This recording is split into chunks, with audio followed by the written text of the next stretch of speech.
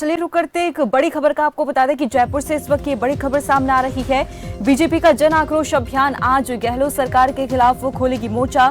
20 दिनों तक चलेगा बीजेपी का अभियान। आपको जानकारी दे दें कि पहले दिन पीसी के जरिए जताया जाएगा विरोध। तो ये बड़ी खबर आपको बता रहे हैं।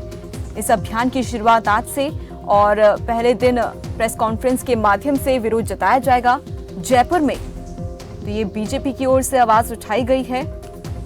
गहलोत सरकार के खिलाफ मोर्चा खोला जाएगा बीजेपी की ओर से। आपको बता दें कि 20 दिनों तक चलेगा ये बीजेपी का अभियान। बड़ी खबर आपकी टीवी स्क्रीन पर हम आपको दिखा रहे हैं कि पहले दिन प्रेस कॉन्फ्रेंस के माध्यम से विरोध जताया जाएगा। बीजेपी का जन आक्रोश अभियान आज से शुरू होगा। आपको बता दें जयपुर से ये बड़ी खबर आप तक पहुंचा रही हैं। और इसी खबर पर ज्यादा जानकारी के लिए हमारे साथ रघु गौहर जुड़ गए। रघु, जैसे कि हम देख रहे हैं कि बीजेपी की ओर से आवाज उठाई जाएगी गहलोत सरकार के खिलाफ, क्या कुछ कहेंगे?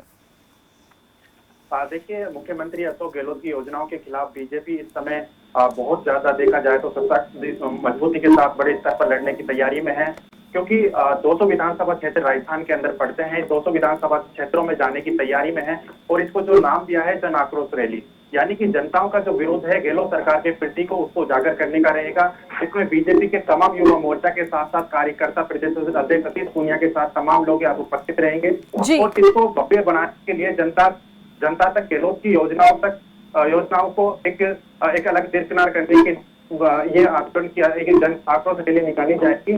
और इस आक्रोश रैली के अंदर भी खास मायने अगर देखा जाए तो अलग अलग विभिन्न मायने हैं, क्योंकि आगामी विधानसभा चुनाव है और इसके साथ ही जन आक्रोश रैली भारत जोड़ो यात्रा से पहले एक संदेश दिया जाएगा 200 विधानसभा क्षेत्रों के अंदर कि गहलोत सरकार की जो योजना है वो अभी तक धरातल पर नहीं पहुंची।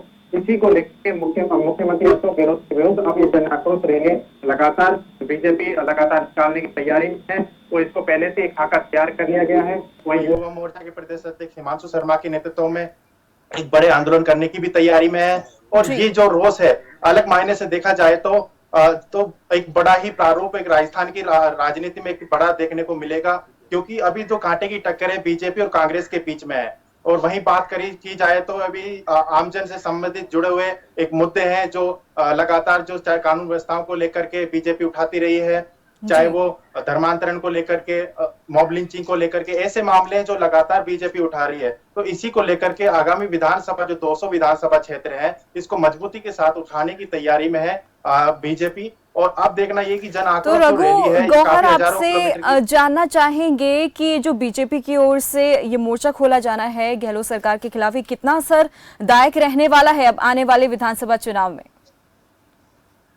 देखिए, जब मोर्चा खोलने की बात आती है तो सत्ताधारी पार्टी के विरुद्ध तो कहीं ना कहीं खास मायने में हो जाता है, क्योंकि अभी विधानसभा चुनाव को 1 साल बचा है। 1 साल से पहले ही तैयारी जोर शोर से शुरू हो जाती है, यानी कि सरकार की जो योजनाओं को जनता तक पहुंचाने के लिए उनके विरुद्ध सरकार के विरुद्ध कहीं ना जो सरकार ने अभी तक योजनाओं को धरातल पर नहीं दिखाया है, तो उनका बीजेपी का जो मकसद है एक ही है कि सरकार की जो योजना जो नहीं पहुंची है, जो कानून व्यवस्थाओं को लेकर के उजागर करना है, यानी कि जनता तक जो चीजें नहीं पहुंची है वो उनको पहुंचाने का एक माध्यम रहेगा। और इसमें विधानसभा चुनाव का भी कहीं खास मायने में है, क्योंकि अभी सरदार शहर में भी उपचुनाव है।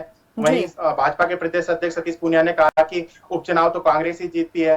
तो अब उपचुनाव को लेकर के भी बीजेपी ने इस पर मजबूती से अपने जो पराकाष्ठा है लगातार मजबूत की है, क्योंकि सरदार शहर में 40 प्रत्याशियों की सूची जारी की है। तो बीजेपी भी कहीं ना कहीं जो कांग्रेस की जो योजना है उस पर कहीं ना कहीं उसको ढिलाई नहीं बरतना चाहती। तो इसको लेकर के सरदार शहर में जो चुनाव जीतकर एक नया आयाम, एक अहम संदेश देना चाहेगी 2023 का।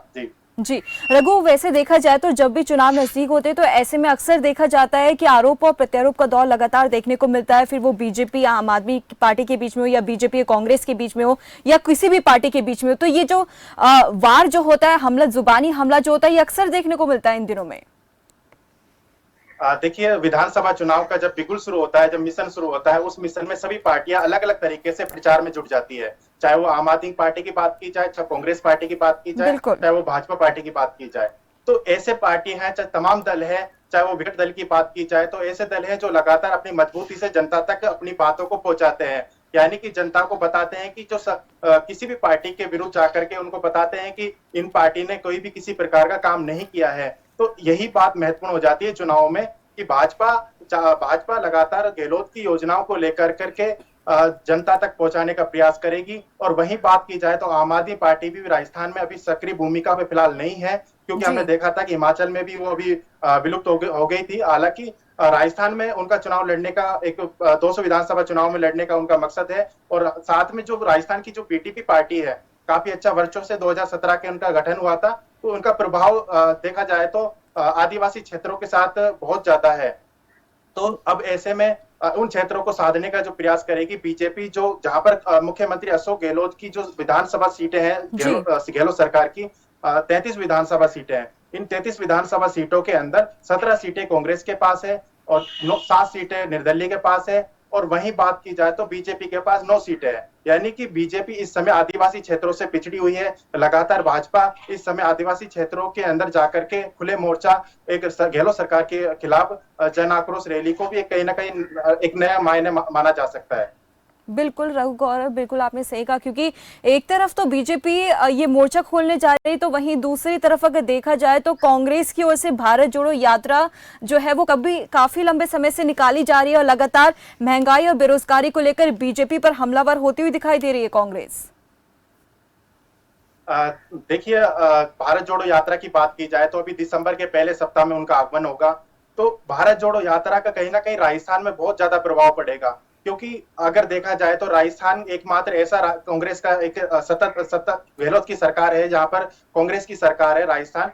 तो ऐसे में जो बीजेपी है राजस्थान में जो भारत जोड़ो यात्रा को लेकर के उसको दरकिनार करने की कोशिश करेगी। आक्रोश रैली इसलिए महत्वपूर्ण है। और बात की जाए तो भारत जोड़ो यात्रा के राहुल गांधी के आगमन को लेकर के, क्योंकि मुख्यमंत्री अशोक गहलोत के साथ साथ तमाम जो मंत्री हैं, संगठन के कार्यकर्ता है, जो भाजपा के विरुद्ध जाकर के लगातार उन्होंने बातें उठाई थी, मुद्दे उठाए थे, तो पिछली सरकार में भी कामकाज नहीं देखने को मिला था। तो कांग्रेस की जो जहां तक बात की जाए तो मुख्यमंत्री अशोक गहलोत की बात की जाए तो उनका खास मायना यही है कि जो भारत जोड़ो यात्रा है शांति, सद्भाव, एक प्रेम भाव और बेरोजगारी के मुद्दे को लेकर के है। और वहीं बीजेपी इसी को लेकर के कहती है कि भारत जोड़ो नहीं, भारत तोड़ो यात्रा है।